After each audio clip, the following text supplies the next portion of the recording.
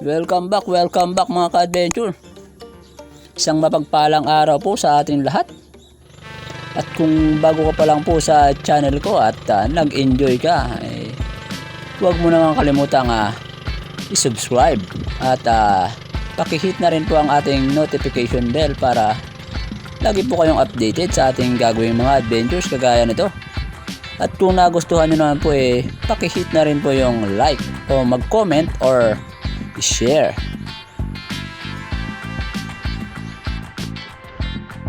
At ayun, welcome back po ulit mga ka-adventure. Isang mapagpalang araw po sa ating lahat. At pagpasensyahan nyo lang po dahil nag-voice over na ako at tinapalang ko na lang yung mismong sinasabi ko dyan sa video na yan dahil hindi rin po masyadong marinig dahil nasa loob na po yan ng waterproof case. At ang kasama ko po pala dyan si Bro Louie ng El Nido. At sinubukan niya rin po yung aking spot kung saan ako madalas namamana. At dito ko nga po pala siya dinala una sa spot kung saan ako nakadami ng huli nung halos mapuno yung ating box. At kasama rin po pala natin dyan si Apot, siyempre yung magbabantay sa bangka. Nung panahon po na ito bakasyon pa noon, wala pa ang pasukan, kaya nakasama pa po dyan sa akin si Apot. Naka ilang dive lang po kami dyan mga ka-adventure, hindi na kami nagtagal at lumipat na rin kami ng ibang spot dahil malabo.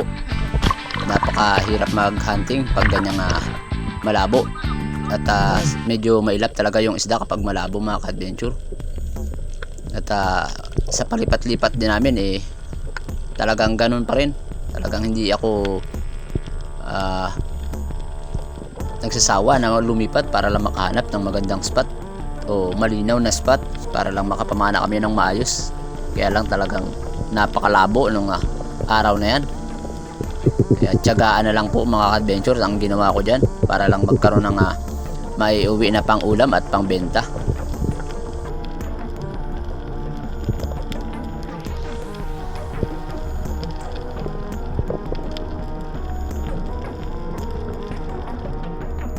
At dito sana mga ka-adventure, nagpe-prepare na sana ako na mag-dive nang makita ko nauna na palang nag-dive sa akin si Bro Louie. Kaya ang ginawa ko kinuna ko na lang siya ng video para makita ko naman kung paano mag-hunt si Bro Louie.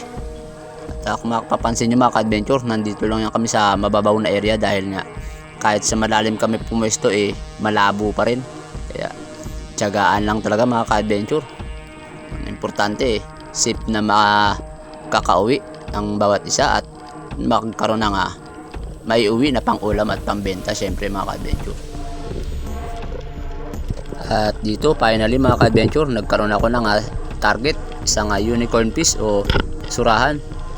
Okay na rin ito, good size na rin at para siguradong mayroon ng may uwing pang ulam at masarap na pang ihaw.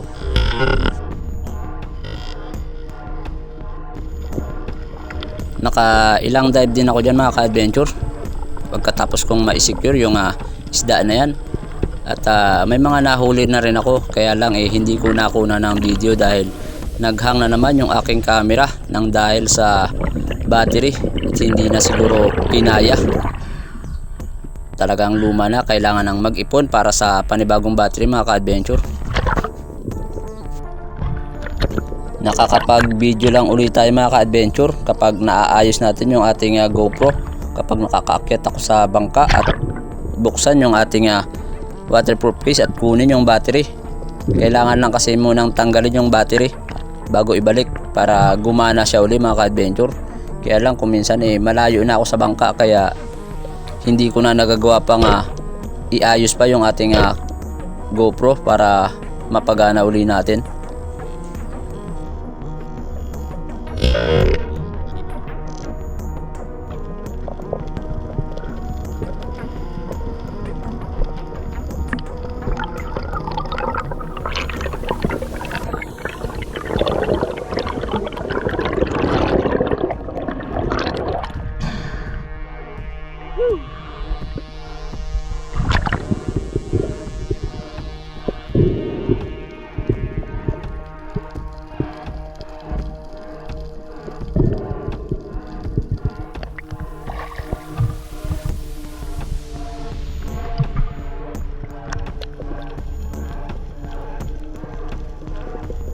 Dito mga ka-adventure, meron sana akong inaabangan na Maurice perch o kanlay na pumasok sa butas. Hinihintay ko na lumabas uli para mahanapan ng magandang anggulo at nagbabaka sakali na matira.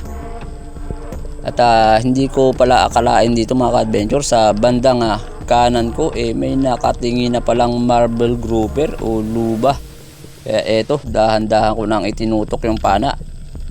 Nakatingin sa akin, kaya lang hindi niya nakita na nakatutok na pala yung pana. Kaya ayun, sa pool, at mabuti na lang humarang yung ating shafting o bala para hindi siya tuluyang makapasok sa butas. Kaya dala rin natin kaagad paakyat mga ka-adventure yung ating marble grouper o luba. 2.5 kilos na rin ito mga ka-adventure.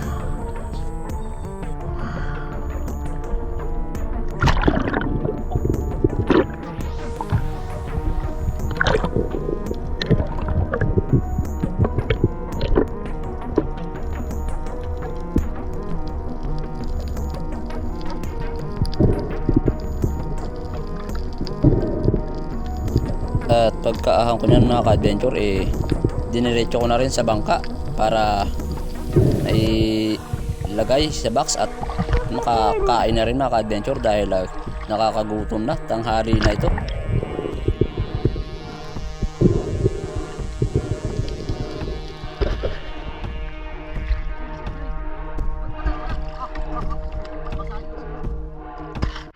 Kain muna mga ka-adventure, gutom na.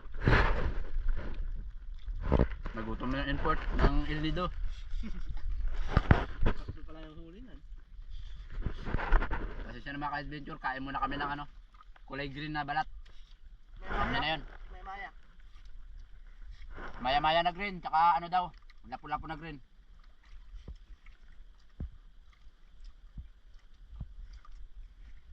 Yung pinambira ko nakarano. Nakuha kasi ako yung pagkakasama, nataguan ko sila. Ay bagsak yung bato. Pangin ko yung paano. Ay ganyan di ba? Lama ako. Meron ko naman ganyan na makatago ako. Pag umangat, agat. Nakapagpahinga na rin. Tapos na kami kumain. Nakapagpahinga na. Si Bro Louie nauna na. Ako, susunod na rin. Para makadagdag tayo mga ka-adventure. Pala yung ating malaki-laking huli. Isang marble grouper. Around 2 kilos mga ka-adventure. At dito pa mga ka-adventure, hindi ko na nakunan kaagad ng video ng pagtira ko dahil napakabilis din ang pangyayari. Napadaan lang ito sa aking harapan nung tinira ko. At isang napakalaking ilak o basi drummer. Ilak.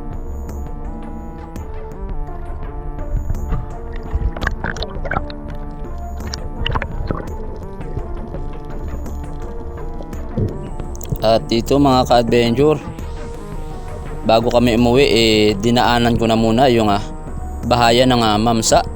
Tagbabaka sakali ako na may laman na.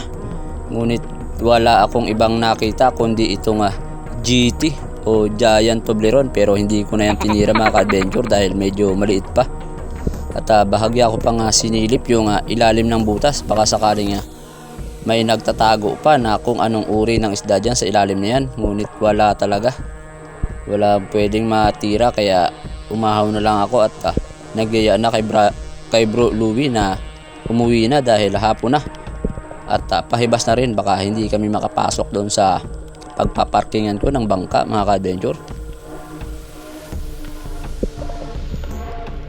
Shoutout po muna tayo mga ka-adventure. Unang-una dyan si Ma'am Rosana Villa Hermosa ng Davao City na solid na ating taga-suporta. Kay Aquaman Vlog Fishing PH, Larry Amos Hilario Lacuatsero, Julius Nadora from Boracay, Johnny Jake 10, Roel Suay Baguio from Antipolo City, Bernard Badiola from Catbalogan Samar, Bernie Colopano from Marinduque. Maraming salamat po sa inyo mga ka-adventures at sa inyong walang sawang suporta.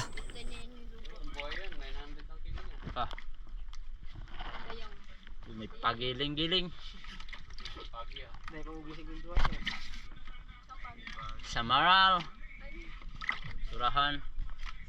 At sa punto na yun mga ka-adventure, nag-iisip na ako ng ibibenta, ibibigay at ang iuulam ko mga ka-adventure. At kung napansin nyo, meron yung pagi dyan, hindi sa akin yan. Kay Bro Louie yan. Masarap daw kasi yan sa gata.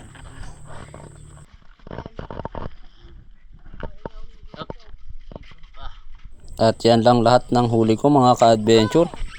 Bali, 3 piraso lang yung napabinta ko dyan o naipatimbang. Maya.